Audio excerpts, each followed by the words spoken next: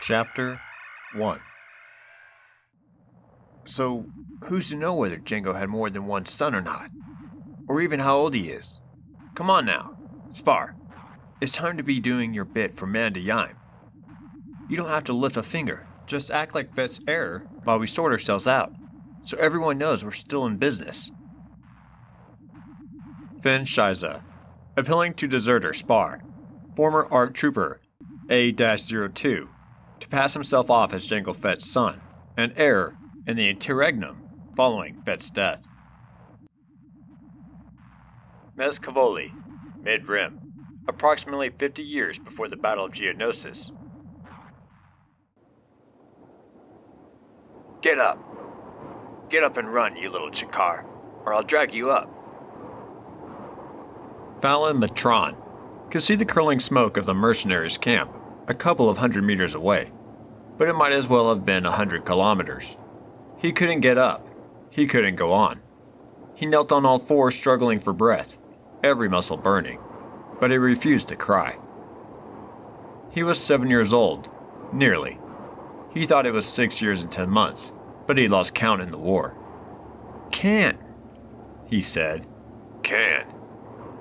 Munin Skarada was a big man, with pockmarked green armor and a blaster that fired metal pellets. He loomed above, voice deafening, face invisible behind a helmet with a T-shaped visor that scared Fallon the first time he ever saw it. I know you can. You survived Sirkaris on your own, and you're not strolling in your fancy Kuwati park now. So shift your shifts, you lazy little nimbrel.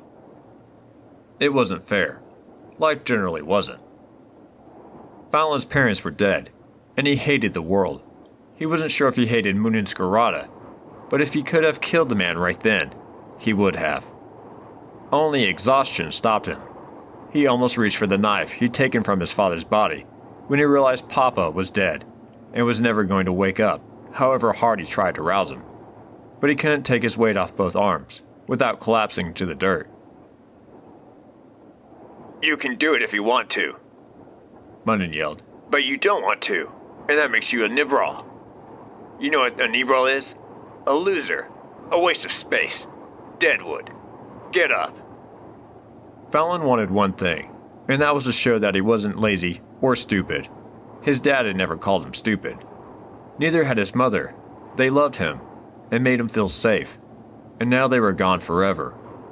He struggled into a kneeling position, then stood up swaying and tottering, before breaking into a run again. That's more like it. Munin jogged alongside him. Come on, shift it. Fallon's legs didn't feel like part of his body anymore. He'd run so far that they wouldn't do what he wanted. He was trying to run, but stumbling along in small steps, unable to find a steady rhythm. His lungs screamed for a rest, but he wasn't going to stop and be in a brawl. He didn't want to be one of those. Ahead was as near to home as he was ever going to see again. A camp that moved from place to place each day, where he sobbed himself to sleep every night with his fist crammed into his mouth, so the Mandalorians wouldn't hear him and think he was a baby for crying so much. He could see the Mando soldiers standing around in the camp, watching. They all wore armor. Even their women were tough soldiers, and it wasn't always easy to tell who was under that armor, male or female, or even if they were human. Fallon wheeled his body on, but it wasn't listening. He pitched forward flat on his face. Every time he tried to get up, gravel and dirt cutting into his palms, his arms gave way again. He sobbed in frustration. The finish line was still a long way off, but he had to get up. He had to finish. I'm not lazy. I'm not a Nibral. I won't let him call me that. Okay, Adika, Munin said, scooping him up in his arms. He sat Fallon on one hip, as if he was used to carrying kids, and strode into the camp.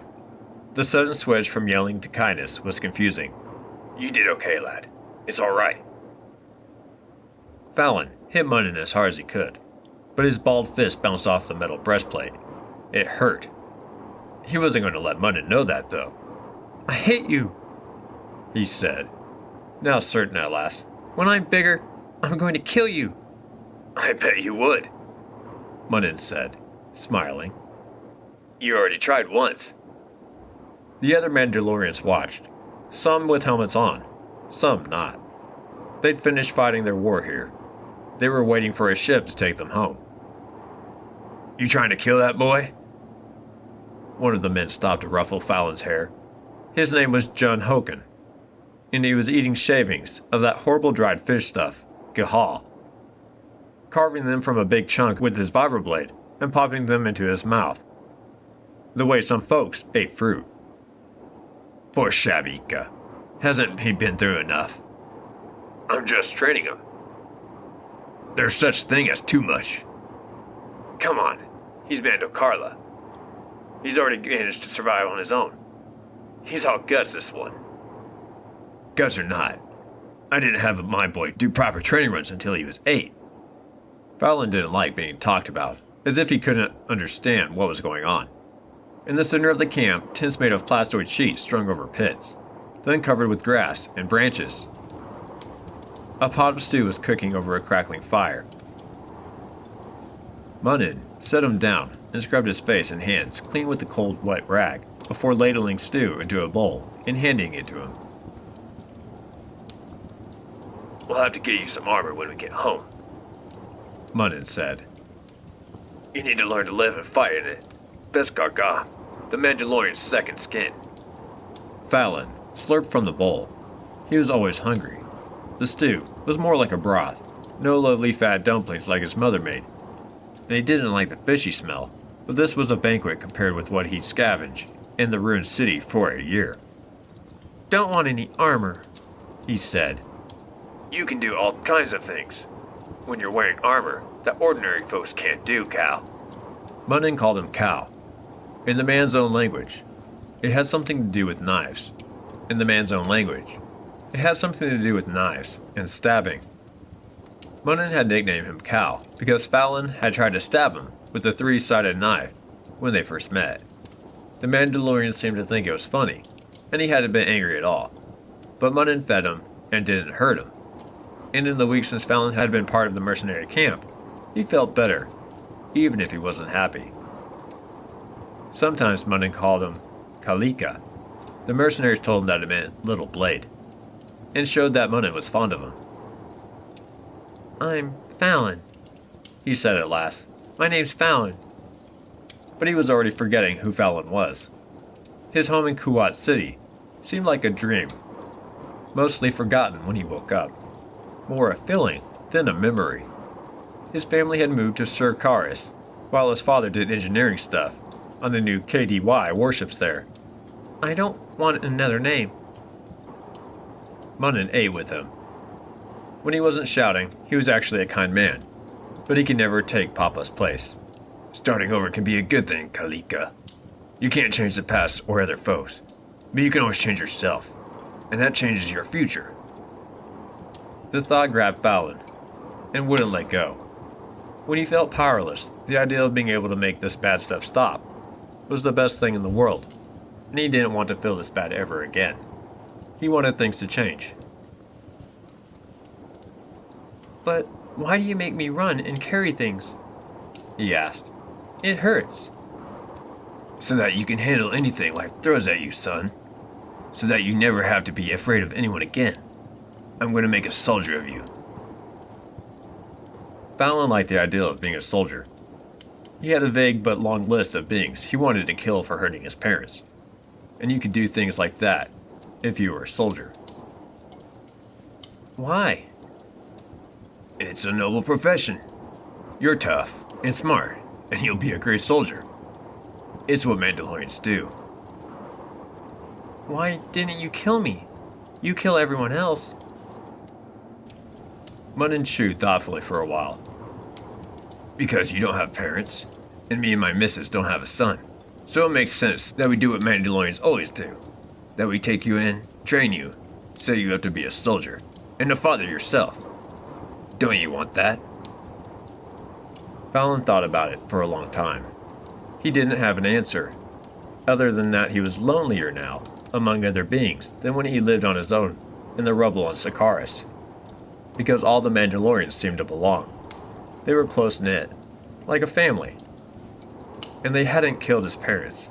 They just rolled into town a year later, while the war was still raging. He still felt angry though, and they'd do as a focus for his anger, until the real thing came along. "You think I'm lazy and stupid," Fallon said. "No. I just say that and shout at you, to get you mad enough to push yourself to the limit." Munnin watched him empty the bowl, and then refilled it. "Because strength is up here." He tapped his head. "You can make your body do anything if you want to badly enough. It's called endurance. When you find out just how much you can do, how much you can face, you'll feel fantastic, like nobody can ever hurt you again. You'll be strong in every sense of the word." Fallon wanted to feel fantastic.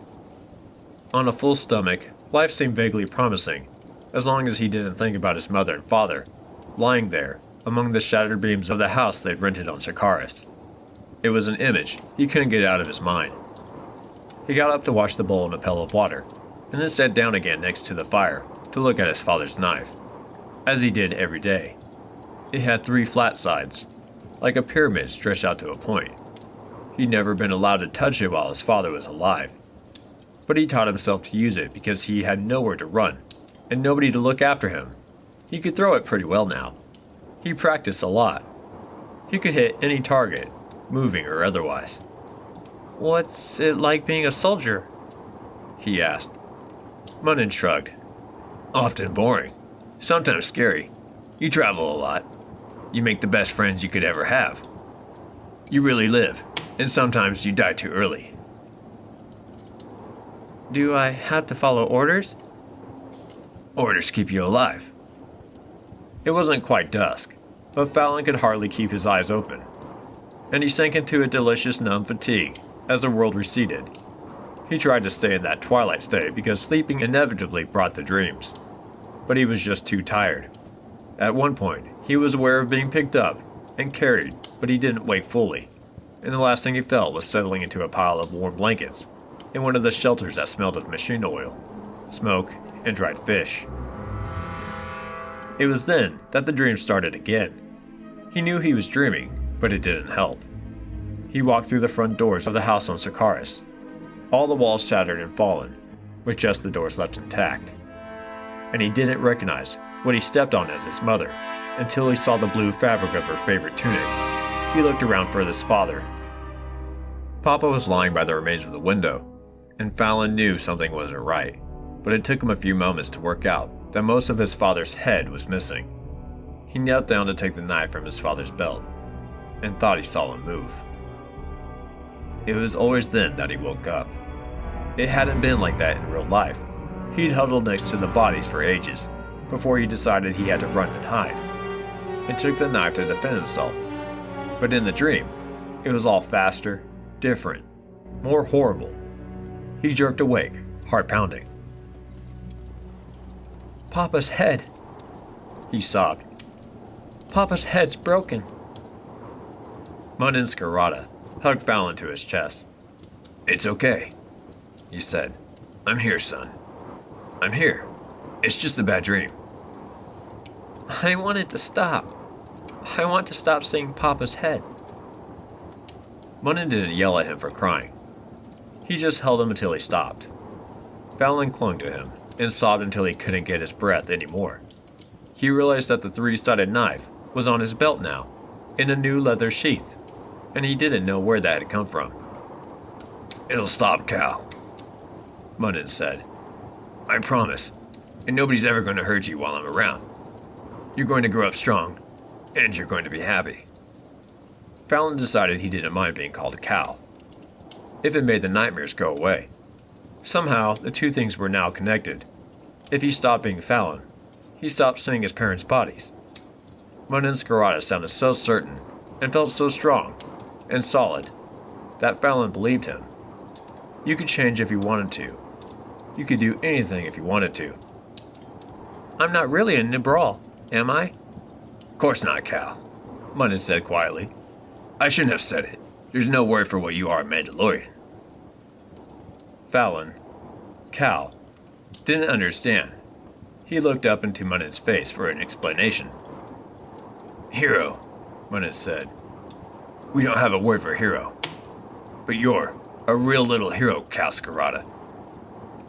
Cal Scarata. It was who he was going to be from this moment onward. He fell asleep again, and when he woke the next morning, no dreams, no nightmares. He saw that the world was a different place.